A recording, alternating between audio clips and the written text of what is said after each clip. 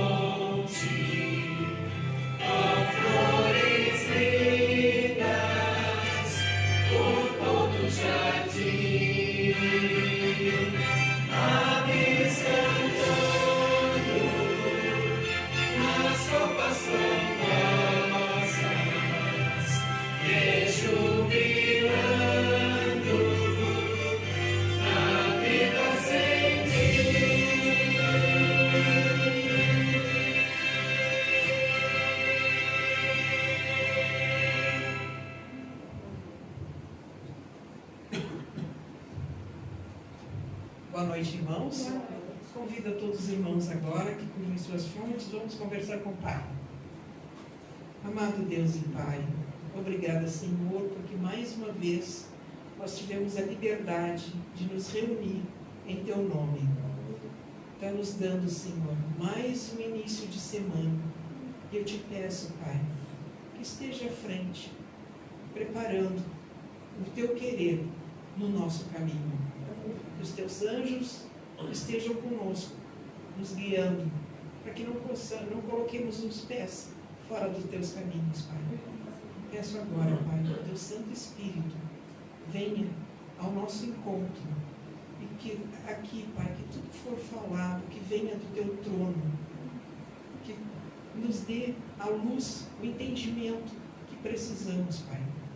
Peço, Pai, perdão dos nossos pecados. E que nós colocamos, Pai, as nossas vidas nas Tuas mãos. E peço, Pai, sem merecer, mas peço por nosso Senhor Jesus Cristo. Amém. Amém.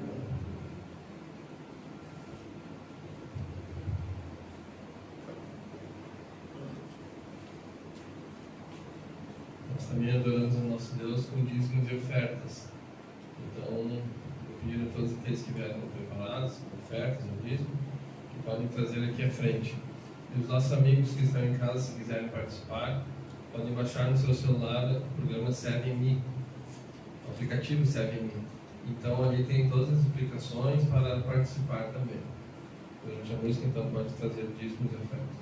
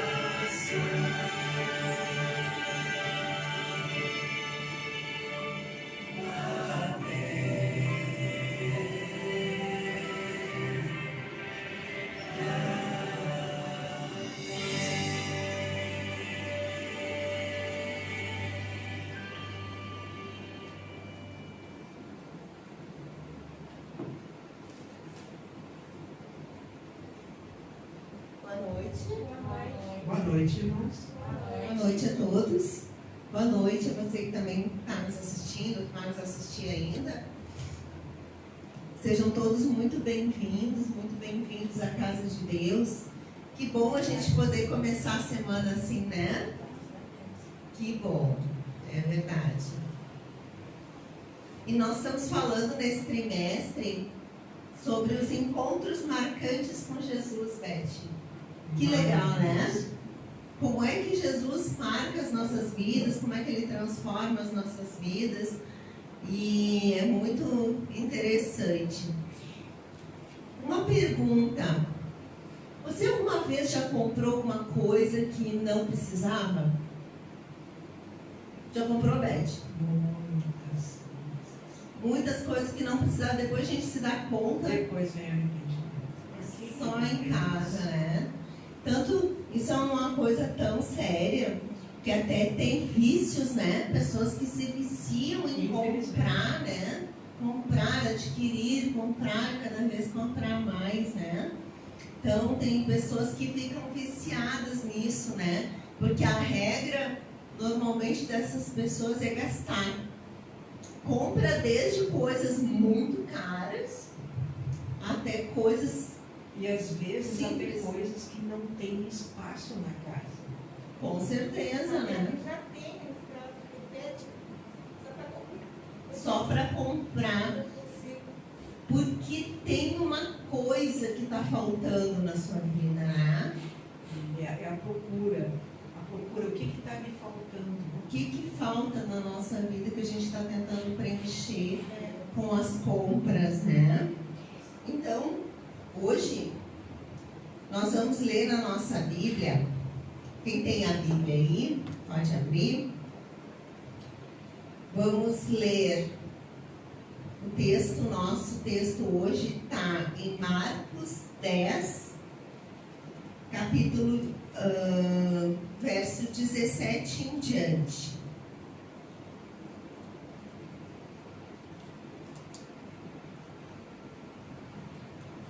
Agora com as nossas Bíblias abertas, então você em casa também, se você tem uma Bíblia, Marcos capítulo 10, versinho 17.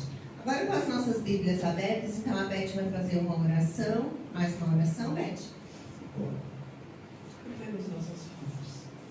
Amado Pai, aqui estamos, Senhor, diante da Tua palavra. Quero agora, mais uma vez, Pai, te pedir ao Teu Santo Espírito que venha ser o nosso professor, nos dar aqui o entendimento da Tua palavra, do Teu querer para as nossas vidas, Pai. Porque aqui, Pai, que tudo que for falado seja para a honra e glória do Teu santo nome, Pai. Mais uma vez, eu te peço perdão dos nossos pecados. Nos colocamos mais uma vez nas Tuas mãos. Faça em nós o Teu querer. Eu te peço, por nosso Senhor Jesus Cristo. Amém. Amém. Então ali está contando a história. Qual é o título ali? O jovem rico, né? Então a história aqui do jovem rico. Quem era esse jovem rico, Beth? Olha, aqui eu não tenho o nome dele. São poucos os relatos, né? Só se sabe que ele era rico. E que ele era jovem, né? E era um jovem. E que ele prestava atenção em Jesus. Né? Então, nós temos também outros, como no livro de Mateus, também relata essa mesma passagem, também não consta nomes. Ele está em vários evangelhos, então, né, Beth? Também, mas nenhum deles cita o nome desse rapaz. Que naquela época, né, era visto como uma coisa maravilhosa. Porque hoje, para um jovem ser rico, só seria herdar alguma coisa. Porque um jovem adquirir trabalhando, ele vai levar mais tempo. Já lá pela maturidade que ele vai conseguir uma posição, né? Então, para a época, isso era um fator muito importante, né? E esse rapaz, ele, como eu disse, ele prestava atenção em Jesus e ele viu Jesus abençoando criancinhas. E isso fez com que ele, né, tomasse de coragem e fosse à procura de Jesus, né, conversar com Jesus. Então ele teve um encontro com Jesus também, né? E então vamos ler ali o verso 17. Diz assim: E pondo-se Jesus a caminho, correu um homem ao seu encontro e, ajoelhando-se, perguntou-lhe: Bom mestre, que farei eu para herdar a vida eterna? Olha que interessante, né? Jesus estava lá, né? Esse rapaz, ele foi e se prostrou, ou seja, era alguém que reconhecia, né, Jesus, né, a importância do trabalho de Jesus. E ele perguntou: bom mestre, naquela época, não sei se você sabe, mas naquela época, bom só poderia ser usado para Deus. Para mais ninguém. Então, ele disse: bom mestre. Então, mais um sinal de reconhecimento, né? E aí é que Jesus diz: por que me chamas bom? Ninguém é bom senão que é Deus. Sabes os mandamentos? Não matarás, não adulterarás, não furtarás, não dirás falso testemunho, não defraudará ninguém, honra teu pai e tua mãe. Então ele respondeu: mestre, tudo isso observado desde a minha juventude. Mas o que necessitava? Ele tinha uma necessidade e ele não sabia o que. Como nós falamos agora, né? Tu sai ao shopping a fazer compras e acaba te encantando coisas que tu não precisa. E aqui ele está ciente de que falta alguma coisa. Ele conhece a lei, as tradições da religião. Ele não era um qualquer, né, Beth? Porque ele desde pequeno, ele está dizendo ali, desde a sua juventude, ele era jovem. Então, ou seja, desde muito pequeno, né, ele frequentava. Ele era uma pessoa que frequentava as sinagogas, ele conhecia a lei, né? E às vezes a gente acha que a lei salva, né, Beth? O problema desse rapaz é que, para ele, a lei estava acima da essência da lei, que é o amor a Deus e ao próximo. A lei, então, ela nos conduz, né? Mas a lei, a gente sabe que ela nos conduz a Jesus. Quem salva os méritos de Jesus da cruz, né? Jesus Cristo quem nos salva, né? E Jesus, fitando no verso 21, diz assim: e Jesus, fitando-o, amou e disse: só uma coisa te falta. Vai, vende tudo o que tens, dá aos pobres, e terás um tesouro no céu. Então vem e segue-me. Então, muitas vezes a gente pensa: o que eu posso fazer para me salvar? Né? A gente acha que a gente tem que ter uma vida perfeita, uma vida sem máculas, né? Sem pecados. Claro que é muito importante a gente procurar se corrigir as coisas erradas, mas a gente está aqui para falar assim que o que salva é Jesus. É buscar a Jesus. É que eu queria te Mesmo dizer a gente, já te dou a palavra, Beth. Mesmo a gente, se uma coisa que eu queria perguntar, quando a gente se propõe a não errar mais, a gente não erra mais? A gente erra, a gente cai de novo, né? Então, aí muitas vezes eu conheço muitas pessoas que abandonaram a fé porque erraram. Gente, o hospital é para o doente, não é para a pessoa sadia. A igreja é um hospital espiritual. Então aqui é o nosso. E aqui é o nosso lugar, né, Beth? Pode falar, desculpa. O que eu queria falar, assim, ó, a questão de tu estar procurando e tu te espelhar em alguém. Às vezes, naquela coisa de querer ser perfeito, aí tu começa a prestar atenção. Ah, mas a Estela prega bem. Aí começa a querer ser parecida com a Estela. Porque ela fala bem, né? Mas e aí? A Estela não é perfeita. A Estela é tão pecadora quanto eu. O único que não teve pecados nesse mundo, quem foi? Jesus. O próprio Cristo, né? Então, se você caiu, se você errou, se você pecou, vem para Jesus. Busca Ele. Porque Ele é o único que pode nos santificar, é o único que pode nos modificar e é o único que pode nos salvar. Né? Salvação é pelos méritos de Cristo na cruz. Nada que eu ou você façamos pode nos salvar. Né? Só o que Jesus já fez. A nossa parte é só aceitar. Né? E agora o verso 22, Beth. Ele, porém, contrariado com essas palavras, retirou-se triste, porque era dono de muitas propriedades. Aqui tem uma coisa que, essa contrariedade dele aqui, de possuir tantas propriedades, eu diria que ele não possuía.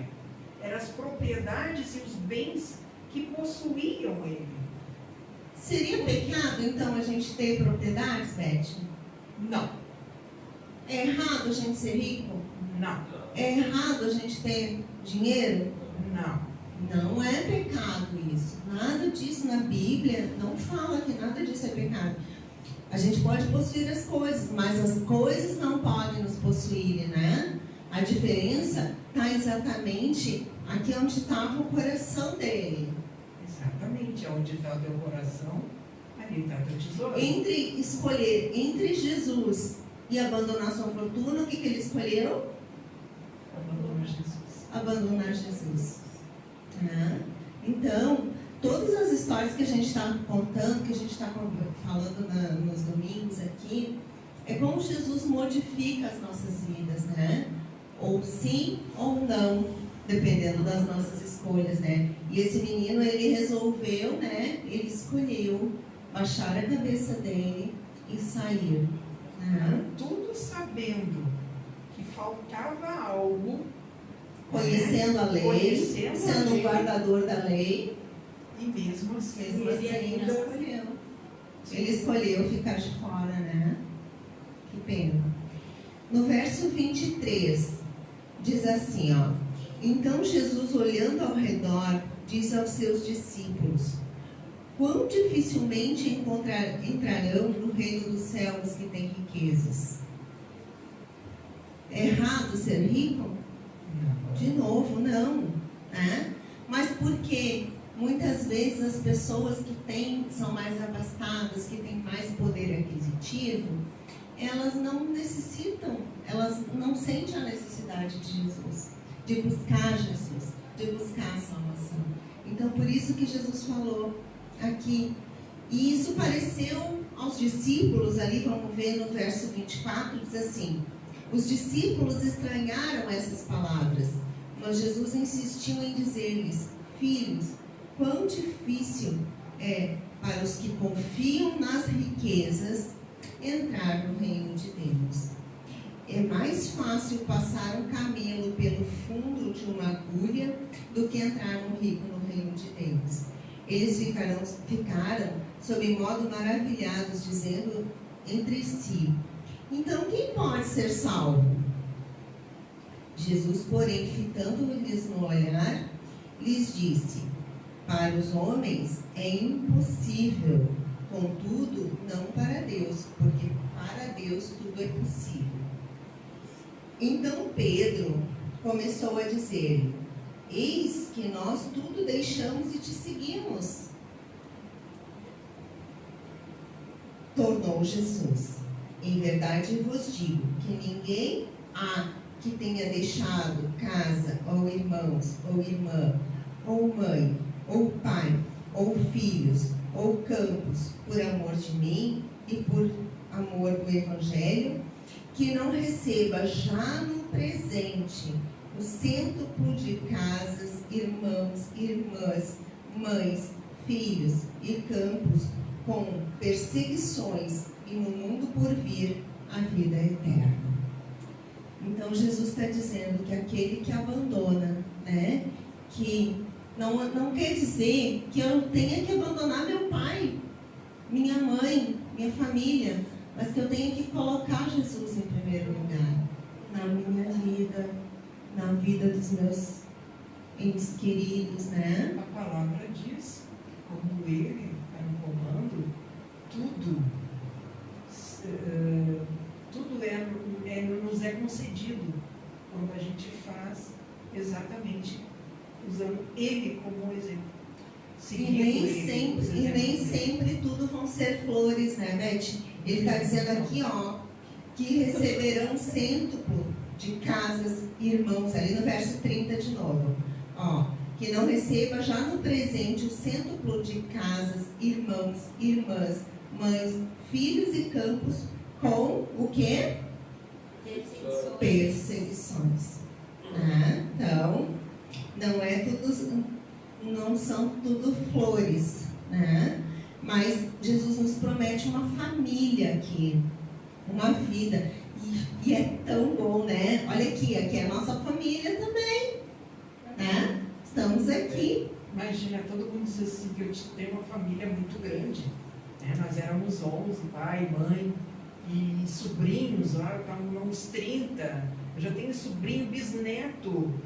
Mas que família grande. E agora? Quantos mais ele me deu? Quantos irmãos ele me deu a mais irmãs? É verdade. Então vale a pena abandonar nossas riquezas, né? Com certeza. Colocar se Jesus no primeiro lugar nas nossas vidas e deixar as compras, deixar essas coisas todas, né? Deixar isso de lado, né? Porque isso a traça corrói, né? Então, ali a Beth vai fazer Eu fiquei triste ao ver que esse jovem, tendo um encontro com Cristo, se entristeceu por dinheiro. E às vezes a gente pensa assim, eu sou fiel a Deus. Eu dou meu dízimo, eu dou minha oferta, eu faço uma cesta básica, eu levo para o irmão necessitado, eu compro remédios. Mas é isso? A vida daquele jovem, esse era o problema. E na tua vida, meu irmão, minha irmã, o que está te tirando? O que está ocupando o teu coração? É teu emprego? É teu marido, tua mulher? Teu carro? O que está ocupando o teu coração? teu pecado, teu vício, né? Quantas coisas às vezes a gente coloca, né, e preenche um lugar de Jesus na nossa vida, né? O espaço do nosso coração deve pertencer a Deus. E o mais, tudo Ele nos concede. Nós temos um exemplo de Policarpo. Policarpo era um discípulo que acompanhava o apóstolo João. E ele era um homem consagrado. E a história conta que ele foi amarrado, colocado numa fogueira. Disseram para ele que ele tinha que negar Jesus, né? Para que ele negasse a Jesus. E ele disse, há 86 anos, eu tenho servido a esse Deus. E ele nunca me fez mal algum. Então não poderia fazer, né? Não faço isso. E aí, como ele não morreu na fogueira, né, que o fogo não fez mal algum, ele morreu a golpes de espada. Mas nunca, em momento nenhum, ele negou a Cristo. Que nós possamos, né, ter a força das pessoas, né, que deram a vida, né, Que hoje a gente faça essa escolha. Que a gente faça essa escolha. O que tu quer para a tua vida, meu irmão? O que tu quer para o teu futuro? Todos nós sentimos, né, a gente tem essa dúvida, né, o que eu preciso fazer mais para herdar a vida eterna, né, Beth? Assim como o jovem rico, né? Coloca no teu coração o que está faltando, que é Deus, É o próprio Cristo, né? e tu não vai sentir falta de mais nada. Amém. Amém, né? Amém. Amém. Então tá, vocês gostaram desse encontro? Você, agora para encerrar, então vamos cantar o hino 150, Não Desistir. Que nós possamos, né, Beth, jamais desistir. Estar sempre nos caminhos de Jesus. Peça a Jesus e Ele estará de mãos dadas contigo. Amém.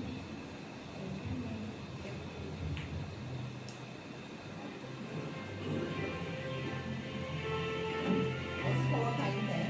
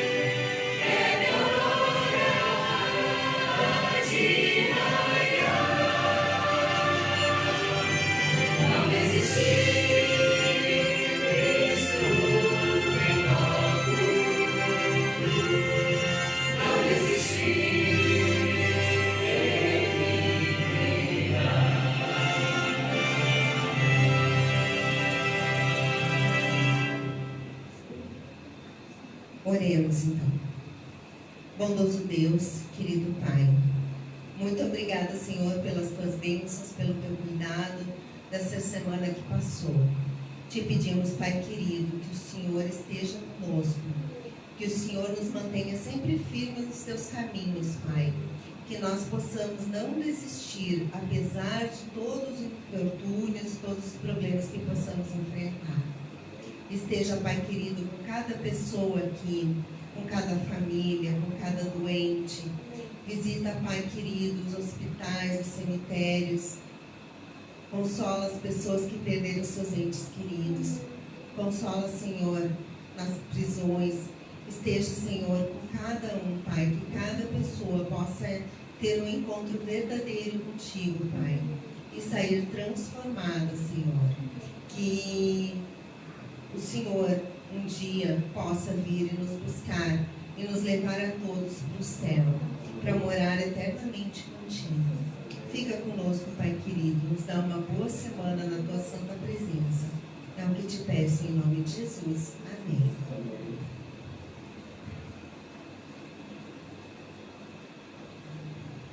Amigos queridos, então, uma boa semana para todos vocês, uma boa semana para todos aqui.